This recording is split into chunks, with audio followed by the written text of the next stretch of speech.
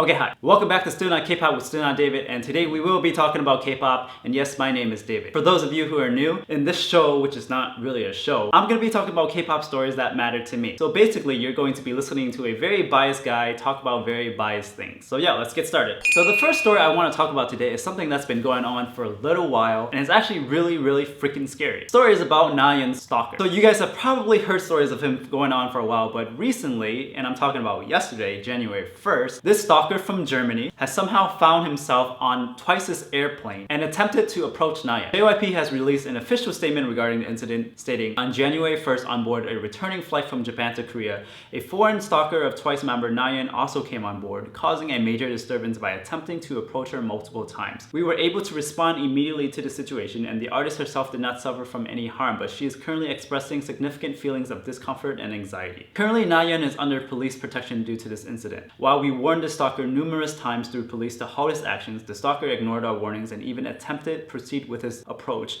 through force and raising their voice, continuing the problematic behavior more severely. However, the stalker, who's apparently some German guy named Josh, wrote on Twitter, "The managers attacked me on the airplane for no good reason. I wanted to give Nayeon my love letters calmly, and then two managers jumped on me. What the hell is going on?" The managers also started talking very loudly to me so that Nayeon wouldn't hear me. The flight attendant scolded the managers to be quiet. What they did was completely insane. I will go to the police and report them for physically attacking me. This is crazy. I mean, first of all, you're a stalker. Of course they're gonna try and protect her from you. Second of all, the fact that you had love letters ready and boarded the same plane as them means that you knew that they were gonna be on this plane. It wasn't a coincidence. You didn't just go on this plane to Korea and was like, oh my god, I saw it twice. No, you had your letters ready. You probably bought their flight information illegally somewhere. So if there's anything that's completely insane, it's kind of you. And for everyone who's not that familiar with the situation, this guy has been on a Twice fan Discord talking about getting Nayeon's information, asking, hello, are there any hardcore fans here? I have a question regarding their dorm.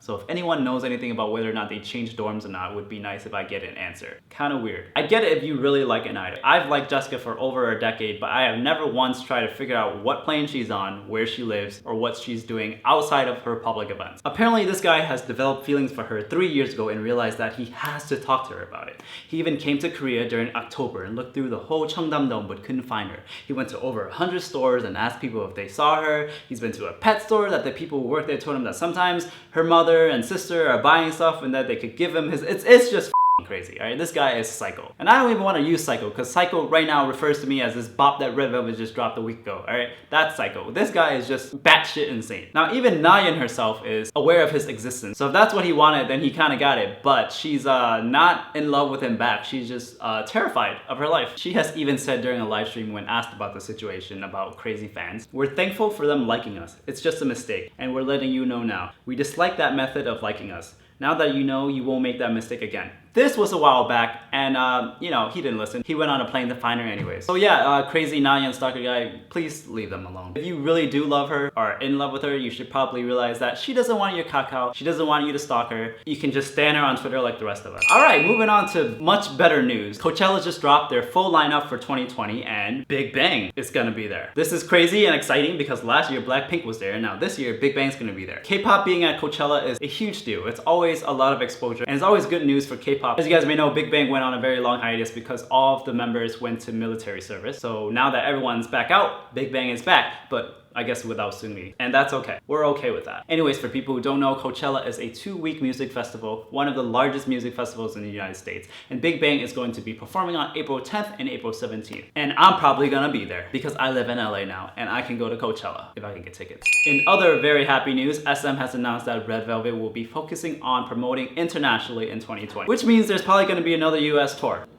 However, on the topic of Red Velvet, I want to quickly address something that happened about a week ago, and I'm talking about Wendy's injury. For anyone who doesn't know what happened, Wendy fell 6 feet during a rehearsal for SBS where she suffered a broken right pelvis, wrist, and a cracked cheekbone. She also has a number of bruises all over her body. It's a very serious injury. It's going to take over 6 weeks to recover, and it's insane. It's not just tripping over a mic or like falling down a step. This is falling from a 2nd floor of a stage. I don't even want to imagine falling 6 feet. So apparently what happened was during a rehearsal, and and everything was like dark and there was no lighting, and she was supposed to go down this aisle and walk down these set of stairs that apparently just wasn't there. Not only did she miss her performance that night, which could have been an epic performance by the way, she's not able to promote with the rest of Red Velvet for one of their best comebacks. This was supposed to be her era. The comeback was so good and she was supposed to kill that concept. But instead, because of SBS's negligence, she has to be in the hospital for 6 weeks or more. So yeah, I'm pretty mad about that. Hopefully there's gonna be some lawsuits that come out of that so that can never happen again to her or any other artist, because that's just ridiculous. Alright, moving on to the next story, which is probably the biggest story I would say this week, is that Heechul and Momo are confirmed to be dating. Yesterday, January 1st, both JYP and SJ label, which is the exclusive label for Super Junior under SM Entertainment, released an official statement confirming that Heechul and Momo are officially dating.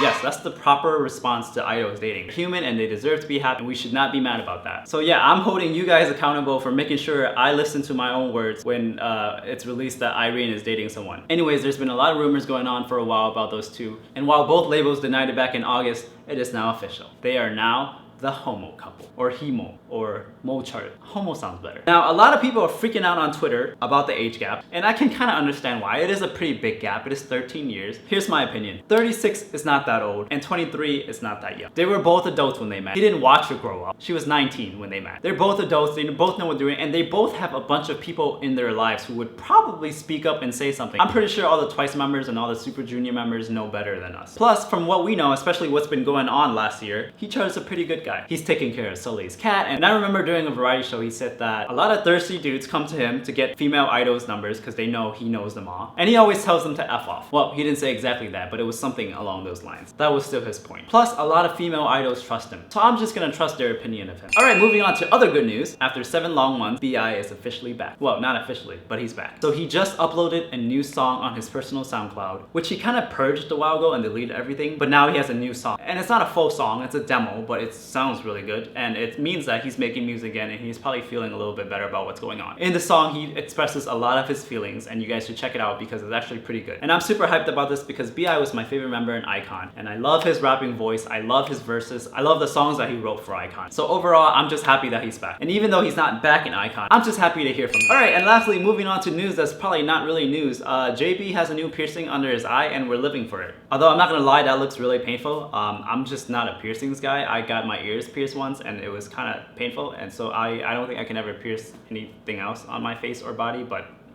it looks cool. Alright, moving on to giveaway time. So, I want to say congratulations to Nando, who won the EXO Obsession album from my last giveaway. Thank you for watching. I hope you like your new album and your Suho photo card. Yeah, I see that. And now we're gonna move on to the winner of the Red Velvet giveaway. I'm just gonna go ahead and do this live right here real quick. Alright, congratulations. I'm gonna reply to your comment on the video and make sure that you're from the US. If you are, please send me a message on Instagram so that I can get your shipping information and mail you the album. So yeah, that's all I have for today. Let me know what you guys think in the comment section below about any of the stories that we talked about today. And yeah, I will see you guys next time. Okay, bye.